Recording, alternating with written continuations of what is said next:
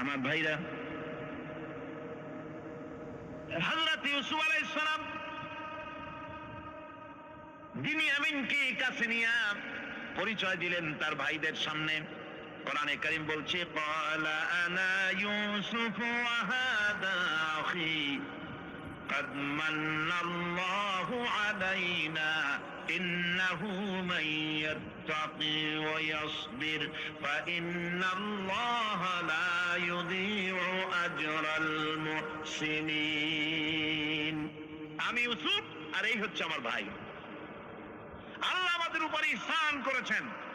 প্রকৃতপক্ষে যারা আল্লাহকে ভয় করে এবং সবর ইখতিয়ার করে, আল্লাহ এভাবে তাদেরকে তাদের আমলকে নিষ্ফল হতে দেন না। আমার এই জামাটা নিয়ে যাও। হযরত ইয়াকুব আলাইহিস সালাম কলিজার টুকরা সন্তান ইউসুফ আলাইহিস সালামের বিরহ যন্ত্রণায় ছেলেকে কতদিন দেখে না, কাঁদতে কাঁদতে চোখ দুটো অন্ধ হয়ে গেছে। মিশর থেকে কেনানের দিকে জামা রওনা হয়েছে। কোথায় মিশর, কোথায় কেনান?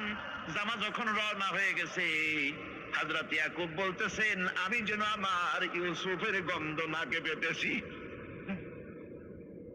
জামা চলে এলো, চোখের উপরে রাখলেন, আল্লাহ রাব্বুল আলামিন তাকে চক্ষুষ্মান বানায়া দিলেন।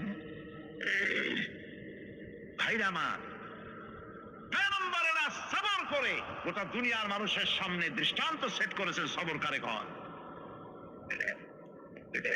আমার ভাইরা, হযরত ইব্রাহিম আলাইহিস সালামের কথা আল্লাহ পাক কোরআনে কারিমে বলছেন সবরকারে কয়, দেখো শেখো সবরকারে কয়।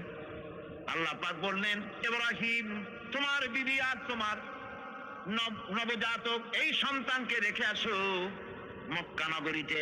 তিনি চলে গেলেন, সেখানে ঘর নাই, বাড়ি নাই, কিচ্ছু নাই, চতুর্দিকে ধুধু বালু আর মরুভূমি। হযরতে হাজরা বলছেন, ইব্রাহিম সামান্য পানি আর খাবার দিয়া আমার সন্তান শুদ্ধ এখানে রেখে দিতেছো, আমি কি অপরাধ করেছি? কোনো জবাব নাই। দুইবার তিনবার বলার পরে হাজরা বলছেন, ইব্রাহিম গো, তবে কি আমার আল্লাহর হুকুম মতো আমারে রেখে যাচ্ছ নাকি? হযরত ইব্রাহিম আকাশের দিকে আঙ্গুল উঁচু করলেন। কথা বলবেন, বাক শক্তি বেরোচ্ছে না। 80 বছর বয়সের সময় একটা বাচ্চা আল্লাহ তারে দিছেন, আর এমন বাচ্চা পয়গম্বরের ছেলে, কি সুন্দর চেহারা, মরুভূমির উপরে ফালাই দিয়ে রওনা হয়ে যাচ্ছেন। মুখ দিয়া কথা সরছে না, আকাশের দিকে দেখালেন। হযরত হাজরা বুঝতে পারলেন।